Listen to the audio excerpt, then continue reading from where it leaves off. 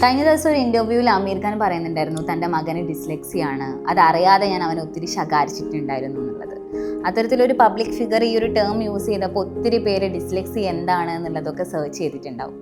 നമ്മുടെ വീട്ടിലൊക്കെ കുട്ടികൾ പഠനത്തിൽ മാർക്ക് കുറയുമ്പോൾ, എക്സാമിന് പ്രോപ്പർ റിസൾട്ട് ഇല്ലാതെ ആകുമ്പോൾ നമ്മൾ അവരെയൊക്കെ ശകാരിച്ചിട്ടുണ്ടാവും.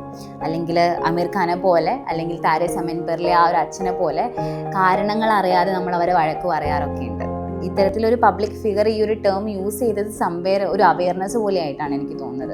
കാരണം അത് ഒത്തിരി പേര് സെർച്ച് ചെയ്യുകയും എന്താണെന്ന് മനസ്സിലാക്കുകയും ചെയ്യുമ്പോൾ തൻ്റെ മുന്നിലിരിക്കുന്ന എൻ്റെ കുട്ടിക്ക് മേ ബി ഒരു പ്രോബ്ലം ഉണ്ട് എന്നുള്ളത് ഐഡൻറ്റിഫൈ ചെയ്യാൻ പാരൻസിന് അതൊരു ഹെൽപ്പായിട്ടുണ്ട് തോന്നിയിട്ടുണ്ട്. ഇത് ക്ലിനിക്കലി അഡ്രസ്സ് ചെയ്യപ്പെടേണ്ട ഒരു സിറ്റുവേഷൻ ആണെന്നുള്ള ഇൻസൈറ്റ് പാരൻസിൽ ഉണ്ടാകുമ്പോൾ നമ്മുടെ കുട്ടികൾക്കും സംവേർ അത് ഹെൽപ്ഫുള്ളാണ്. അവരുടെ പ്രോബ്ലത്തിന് ഐഡൻറ്റിഫൈ ചെയ്ത് അതിന് വേണ്ട ഒരു എക്സാക്റ്റ് സൊല്യൂഷൻ നമുക്ക് അവർക്ക് ഇംപ്ലിമെൻറ്റ് ചെയ്യാൻ വേണ്ടി പറ്റും. അങ്ങനെ വരുമ്പോൾ അവരുടെ ഒരു അക്കാഡമിക് ജേർണീനെ കുറച്ചും കൂടെ സ്മൂത്തായിട്ട് ഹെൽത്തി ആയിട്ട് നമുക്ക് കൊണ്ടുപോകാനും അത് സാധിക്കും.